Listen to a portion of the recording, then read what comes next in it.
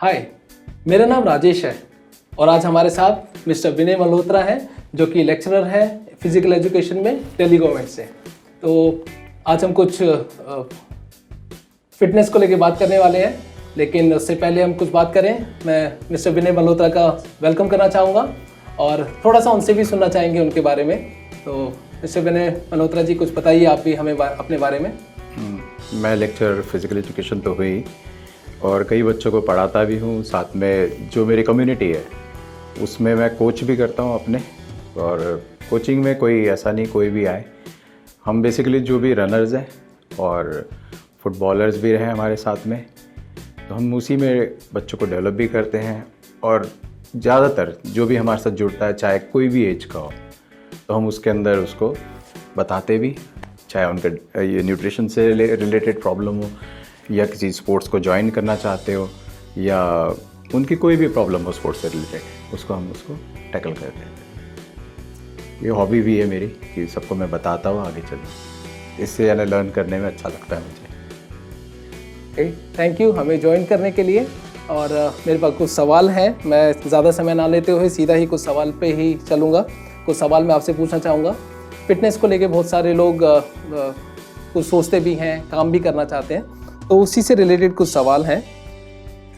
जब फिटनेस की बारी आती है, फिटनेस के बारे में जब लोग सोचते हैं, तो बहुत से लोगों का ये सोचना है कि जो लोग स्पोर्ट्स फील्ड में हैं, फिटनेस सिर्फ उन्हीं के लिए ज़रूरी है। तो मैं बस आपसे पूछना चाहूँगा कि क्या फिटनेस स्पोर्ट्स खेलने वालों के लिए ही है या फिर बाकी सबके लिए भी है?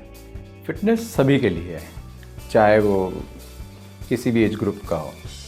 हम देखते हैं कि यहाँ पर कहते हैं कि बच्चों को मत कराओ। बच्चों को मूवमेंट लिटरेसी ज़रूरी है कि बच्चा जब आगे स्पोर्ट्स में जाए तो बच्चे को चाहिए कि भाई आप बैडमिंटन पकड़ना, आप उसको किक करना सिखाते हैं, नेचुरल हमारी टेंडेंसीज़ है।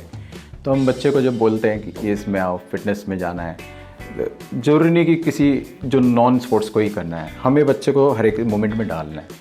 तो जो भी कोचिंग पैटर्न हो, यानी जो भी बच्चे को हमें सिखाना है, फिटनेस में जाना है, तो ये स्पोर्ट्स वालों के लिए नहीं, सबके लिए है। कल को आप ज्वाइन भी करना चाहते हैं किसी स्पोर्ट्स फील्ड को, तो आपको काम भी आएगी। और आप डेली एक्टिविटीज़ में बिना थके काम करना चाहते हैं, एंजॉय करना चाहते हैं लाइफ को, आपका जो लेजर टाइम है उसको भी एंजॉय करना चाहते हैं, काम के बाद भी आप हेल्दी रहना चाहते हो, तो स्पोर्ट्स करना मस्ट है। आदमी आता है थका हारा, घर में बैठ जाए और वही वो स्पोर्ट्स करे तो बहुत बेनिफिट होता है उसको आगे। ये रहता है, किसी भी एक्टिविटी को करें आप। लेकिन आजकल बहुत से लोगों का ऐसा सोचना है, ऐसा मानना है, क्या फिट रहने के लिए जिम जाना ज़रूरी है? ऐसा नहीं है। मेरी एज अब 52 प्लस है और मैं जिम नहीं गया। जिम छोड़े हुए भी मुझे काफ़ी टाइम हो गया। और मैक्सिमम जो है आपके पास, अगर आप जैसे कोरोना आ गया, कोरोना में आप जब जाते हैं तो आपके पास इतना नहीं था, एपरेटस नहीं थे, आप जिम जा नहीं सकते थे। तो जिम के बावजूद आपने किया घर में कि नहीं किया? फिटनेस किया ना। आपने सीखा कि छोटे से स्पेस को आप कैसे इस्तेमाल करेंगे। आप अपनी चेयर को, अपनी टेबल्स को, आप इलास्टिक बैंड्स को, साइकिल की ट्यूब्स को आप किस तरह से इस्तेमाल करेंगे। तो इस तरीके से हमने सीखा। तो जरूरी नहीं जिम में हम ज्वाइन करें। जिम में लोगों का एक हो गया कि बॉडी बनाना। बेसिकली बॉडी वेट से ही आपका इतना है कि आप बॉडी वेट से भी आप काफ़ी मसल्स यानी आप डेवलप कर सकते हैं। कोर पे आप ध्यान दे सकते हैं, अपने आपके बैक पे। कोर मतलब आपका एब्स हो गए, बैक हो गया, आपके ग्लूटस मैक्सिमस मसल्स हो गए, इन पे आप ध्यान दे सकते हैं। तो वो घर की बात है। आप एब्स मारना चाहे घर में मार नहीं सकते, आप आराम से मार सकते हैं। आप अगर स्क्वाटिंग कर सकते हैं, स्क्वाटिंग में वेट लेना चाहे तो है। इलास्टिक बैंड्स हैं आजकल, डिफरेंट ग्रेडिंग्स के हैं। तो जिम का मैक्सिमम रूप, अब ग्रेडिंग वाला बैंड आप खींच नहीं सकते कहीं, तो वो आप घर में करना चाहें तो वो भी आप कर सकते हैं। इसी के ऊपर एक और सवाल है जो कि हालांकि जिम को लेके लोग बहुत सीरियस रहते हैं ना, कि अगर कुछ चीज़ें मिस हो जाएं तो चलेगा, लेकिन जिम मिस नहीं होना चाहिए। तो कुछ लोग इतने क्रेजी हैं सिक्स पैक को लेकर कि उनको लगता है कि सिक्स पैक होना बहुत ज़रूरी है और उसके लिए वो प्रोटीन भी लेने लगते हैं। तो इसके ऊपर आपकी क्या राय है? सिक्स पैक्स के लिए प्रोटीन ज़रूरी नहीं है। सिक्स पैक के लिए पैक मसल्स पे काम करना ज़रूरी है। लोग क्या करते हैं कि सिर्फ इसी पे ध्यान दिया, पेट की साइड ही ध्यान दिया। अब मसल्स क्या है कि सिर्फ ऐब बन गया तो बहुत अच्छा है। ऐब के साथ बैक भी आपकी जुड़ी है। जब मैंने पहले कहा कोर आपका, तो अगर आप ऐब है तो ऐब के भी डिविजन्स है, ठीक है, अपर ऐब, लोअर ऐब, ऑब्लिक, सब पे आपको काम करना है। तो आप सिर्फ जिम जाके या वैसे मसल्स करके अगर सिर्फ ऐब बनाना चाहते हैं, वो उसके लिए प्रोटीन की आवश्यकता नहीं है, उसके लिए आपको मेहनत की ज़रूरत है। अगर आप मेहनत करेंगे तो ऐब्स बनेंगे, उसके साथ नहीं। तो मैं कहूँ ऐब के साथ आप बैक पे भी ध्यान दें, कई लोग नहीं देते हैं। उसके कारण क्या होता है, इंजरीज होती है हमको। इंजरी होती है तो आपका ऐब कहाँ से बनेगा। तो आप किसी अच्छे, अगर आपको नहीं नॉलेज है, आपकी मूवमेंट ठीक नहीं है, हो सकता है आप मूवमेंट ठीक नहीं कर रहे हो। कई एक्सरसाइजेज जो कि आजकल बैन है, बैन नहीं कहते उसको, कॉन्ट्रा इंडिकेशन से उसके अंदर की पर्टिकुलर एज में जाके आपको वो जो एक्सरसाइजेज है वो आपको दिक्कत देती हैं। जैसे आप ओल्ड एज में पहुंचते हैं, आप यंग एज में आपको पता नहीं लगता है, क्योंकि बाद में जाके दिक्कत देगी, आपके बैक में प्रॉब्लम हो सकती है। तो ऐप जो करना है आपको घर में भी कर सकते हैं, जिम की आवश्यकता नहीं है, ना ही प्रोटीन्स की आवश्यकता है आपको उसको करने की।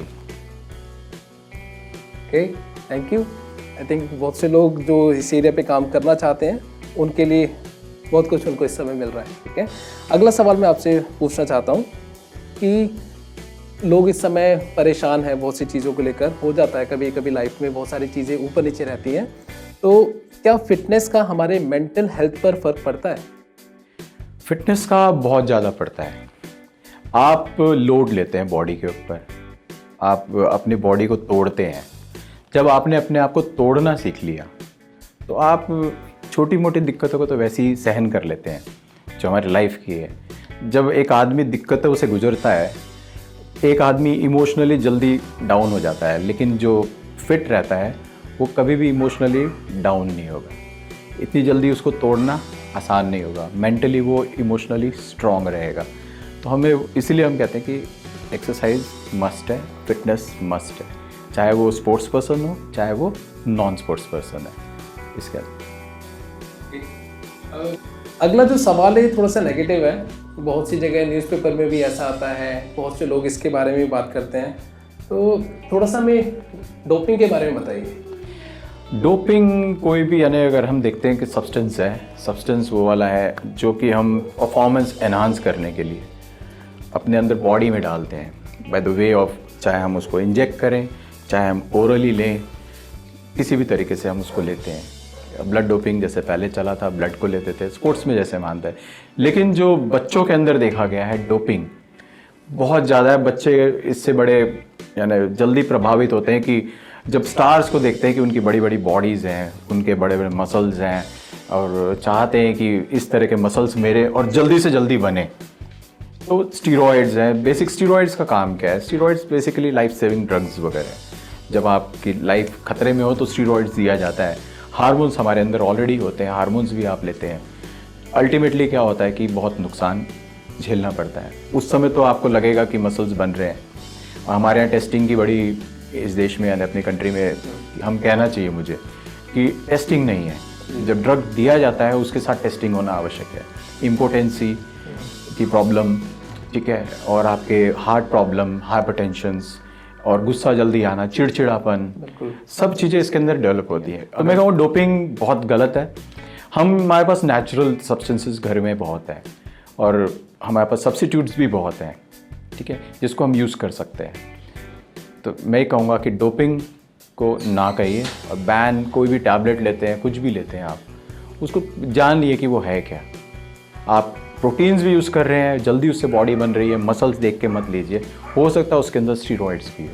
अभी के लिए बस कुछ आपके बारे में कुछ जानना चाहेंगे इस तरीके से। हालांकि अभी आपने अपनी एज मेंशन की थी, मैं तो नहीं बताऊंगा आपकी एज, आपने भी मेंशन की थी, लेकिन इस एज पर भी आप अपने आप को कैसे फिट रखते हैं? हमारा डेली मॉर्निंग शेड्यूल होता है, मॉर्निंग निकलते हैं हम लोग, मेरे फ्रेंड्स हैं, ग्रुप है हमारा रनर्स का है, उसमें अब साइकिलिस्ट भी हैं, लॉन्ग डिस्टेंस भी है। मेरा इवेंट था 100-200 लॉन्ग जंप, तो वेटरन्स भी अभी हम दौड़ते हैं, तो कॉम्पिटिशन्स में भाग लेना अभी भी हम चाहते हैं। कि कोरोना में हम भाग नहीं ले पाए, कुछ इंजरी के कारण भी अभी थोड़ा सा रुकना पड़ा। इंजरी पार्ट ऑफ लाइफ है और सिखाती भी हमें कि हमें क्या हमसे गलती होती है। इंजरी हमें सिखाती है, यानी दर्द आ रहा है तो हम सीखना भी चाहिए हमें क्यों आया है। तो फिटनेस का ये है कि मैं डेली मॉर्निंग रन है, हमारा शेड्यूल हमारा बिल्कुल रहता है। स्ट्रेंथनिंग भी करते हैं हम, स्ट्रेचिंग्स भी हमारा शेड्यूल में होता है, रन भी होता है, एंड्योरेंस पार्ट को भी हम करते हैं, स्ट्रेंथ को भी कवर करते हैं, हमारे कोर को भी हम पूरा कवर करते हैं। हम लोअर पे भी ध्यान देते हैं, हम अपर पे भी ध्यान देते हैं। जब मैं लगा ही था यानी कॉलेज के अंदर, अपने कॉलेज से हट के जैसे ये ट्रेनिंग में थे हम लोग, तो मेरे ट्रेनिंग करते हुए जब मैं बेसिकली स्प्रिंटर हूँ तो हाई वेट उठाना चाहता है, अपने जो स्क्वाटिंग्स बहुत हेवी वेट पे होती थी, तो मेरे उस कारण से बेल्ट बांधने के बावजूद भी, बेल्ट जबकि प्रोटेक्शन था मेरे पास, तब भी मेरे ऐसा लगा कि मेरे बैक एक हुआ है। धीरे धीरे पता लगा बैक एक नहीं, वो डिस्क की स्लिप हो गई। उसने मेरा लेफ़्ट लेग मेरा पूरा पैरालाइज कर दिया और बिल्कुल मैं बहुत बुड्ढों की तरह जैसे चलते हैं, झुक के कमर झुक जाती है जैसे हो जाता है, उस तरह चलने लगा मैं। फिर हुआ ये कि डॉक्टर ने मुझे फिर कहा कि इसको टांगना पड़ेगा, ऐसे करके बेड को ऐसे कर दिया गया, ईंटें टांग दी गई, 1 मंथ मुझे उस पर रखा गया। फिर मैं बड़ा परेशान था कि लेटा रहना और स्ट्रेट रहना 1 मंथ तक, ना इधर करवट ना इधर करवट, बेल्ट से खींच के रखते थे। फिर दिल कि क्या किया जाए, मैंने कहा कि भाई एक 1 मंथ हुआ। फिर प्रेयर मीटिंग थी एक जगह पे, मुझे कहा तूने चलना है, और मेरे डैडी ने पूछा, मैं कहा चलता हूँ। मैंने बेल्ट खोली, तैयार होके निकल गया। उस दिन मैंने दिल से प्रार्थना करी। प्रार्थना करके जब मैं वापस घर आया और फिर मेरे पेन कम था, और उसके बाद मैंने एक निश्चय किया कि मैं वापस जाऊंगा, और मैंने अपनी ट्रेनिंग फिर से शुरू करी। और जब तक मेरे हल्का पेन था मैं धीरे धीरे उठता गया। वही सेम कह रहा हूँ कि इंजरी के बाद एकदम नहीं उठा मैंने अपने मसल्स पे ध्यान दिया। जहाँ जहाँ मेरे मसल्स वीक, जिसके कारण मुझे हो सकता है बैक एक हुआ हो, मैंने अपने बैक पे ध्यान नहीं दिया हो, मैंने उस पर सब में ज़्यादा ध्यान दिया, एब्स पे ध्यान दिया और बाकी जो कोर पे और ध्यान दिया। और ये देखिए कि उसके बाद जो मैं हाई ट्रेनिंग के बाद करता था, इतना वेट उठाने के बाद, 150 kg की उस समय स्क्वाट थी जब हम कर रहे थे, तो उसके बाद यानी जब मैं उठा और जब परफॉर्मेंस किया, पहला मैंने तोड़ा अपना ही जंप का रिकॉर्ड अपना तोड़ दिया मैंने, उससे बढ़िया किया। तो जब मैं एक शादी में गया तो हमारे आर्मी के रिटायर्ड कैप्टन थे, और डॉक्टर जिसने मुझे ट्रीट किया था कह रहे इसको तो बेड से उठना नहीं चाहिए था और ये दौड़ता है, ऐसा डॉक्टर का कहना है। तो ये बहुत बड़ी गवाही है कि यानी खुदा ने मेरा साथ दिया, बट मैंने भी मेहनत किया, क्योंकि खुदा ने मुझे जब उठाया था तो मेरा काम था कि मुझे भी उठना है। अगर मैं नहीं अपनी मेहनत करता तो मैं वहीं का वहीं रह जाता। तो मैंने यही सोचा और मेहनत करी और मैंने उस मुकाम को हासिल किया। तो खुदा का इसके लिए बहुत धन्यवाद है कि मुझे यहाँ तक लाया, और मैं आज इस लायक था कि जब भी मैं अपने डिपार्टमेंट के लिए भी खड़े होते थे उसके बाद, तो लोगों को लगता था कि हाँ ये दौड़ने आ रहा है। तो आधे कई बार वो क्या होते थे कि गायब हो जाते थे स्टार्टिंग लाइन से, जब जिस सीट में मैं होता था वहाँ से। तो ये बहुत बड़ी गवाही होती है कि यानी सिर्फ देखते ही कि यानी ये होता है, एक दौड़ना तो दूर की बात है, सिर्फ देखते ही सब हटते थे, ये हो गया था एक टाइम। थैंक यू इतनी सारी बातों को हमारे सामने रखने के लिए और बहुत अच्छे से एक्सप्लेन करने के लिए। अच्छा लग रहा है इन बातों को सुनकर भी, इवन जो आपने भी अपना हिस्सा शेयर किया वो भी जान के बहुत अच्छा लग रहा है। और उम्मीद भी है इस चीज़ की कि जितने लोग हमें सुन रहे हैं या देख रहे हैं इस समय, वो कुछ ना कुछ यहाँ से लेके जाएंगे। मतलब आप एक इंस्पिरेशन होंगे शायद कुछ लोगों के लिए इस समय पे। So thank you so much in बातों को शेयर करने के लिए। अभी के लिए बस ये लास्ट सवाल ही है जो कि आपसे बस पूछना चाहता हूँ। एक पहले एक ऐसा टाइम था जहाँ पे सब लोग एक्सरसाइज किया करते थे, या कुछ हिस्सा आपने भी शेयर किया, लेकिन आज की जो यंग जनरेशन है वो ज़्यादातर ऑनलाइन पे रहती है। ऑनलाइन गेम्स करना, मतलब फिजिकल बहुत कम होता है, एक्सरसाइज भी करना कम होता है। तो उनको ध्यान में रखते हुए हमारे जो यंग जनरेशन है, आप उनको क्या राय देना चाहेंगे? देखिए, लाइफस्टाइल चेंज हुआ है। लाइफस्टाइल मतलब हमारा जीवन जीने का तरीका। हम पढ़ाते भी हैं जैसे, तो लाइफस्टाइल सिलेबस में भी हमारे बच्चे ज़्यादातर देखो लेट उठना, टीवी देखना, आप बैठेंगे गलत, आप बॉडी को स्ट्रेट नहीं रखेंगे, आपका पोस्चर खड़े होने का, आपका क्या बोलते लेटे रहना, टीवी ऐसे करके देखना, मोबाइल में ऐसे रहना, तो जो चीज़ हमारी बॉडी जिस चीज़ के लिए बनी वो थी नहीं। आप स्मोक करने लगे, आप ड्रग्स लेने लगे, आप जंक फूड खाने लगे, ये सब लाइफस्टाइल बन गया हमारा। बेसिकली हमसे दूर होना है, पॉजिटिविटी की तरफ जाना है। हमें ये चीज़ सब नहीं करनी। जो मैंने बोला आप कर रहे हैं उसको आपने नहीं करना है, आप ठीक है ना, आप इसको पॉजिटिव ले जाइए। अभी तक मैंने बोला आप करते हैं, अब आपको इसको नहीं करना है। जो जो चीज़ें मैंने बोली हैं, ड्रग्स नहीं, स्मोकिंग नहीं, आप पिए नहीं, ड्रिंक्स वगैरह ना करें, जैसे भी है आप, तो ये लाइफस्टाइल को आपको चेंज करना है। और जब आप एक्सरसाइज की तरफ जाएंगे तो ऑटोमेटिकली आपका एक नशा है, ये भी एक्सरसाइज एक नशा है। आप देखेंगे जब आप ज्वाइन करेंगे तो इस नशे को कीजिए आप, मैं तो ये कहूँगा आप ना लाइफस्टाइल चेंज कीजिए, ये है। Okay, thank you. तो बस ज़्यादा कुछ नहीं करना है, सिर्फ थोड़ा लाइफस्टाइल पे काम करना है, और अगर लाइफस्टाइल पे काम कर लेंगे तो फिटनेस पे अपने आप काम हो जाएगा। ओके, तो ये सारी चीज़ें हैं जिस पे हम अगर काम करेंगे तो फिट भी रहेंगे, और फिट रहना बहुत ज़रूरी है।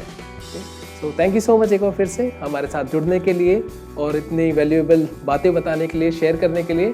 आई एम श्योर जितने लोगों ने भी हमें देखा है, सुना है, वो बहुत कुछ यहाँ से लेके जाएंगे और ज़रूर अप्लाई करेंगे। ओके, सो थैंक यू हमारे साथ जुड़ने के लिए।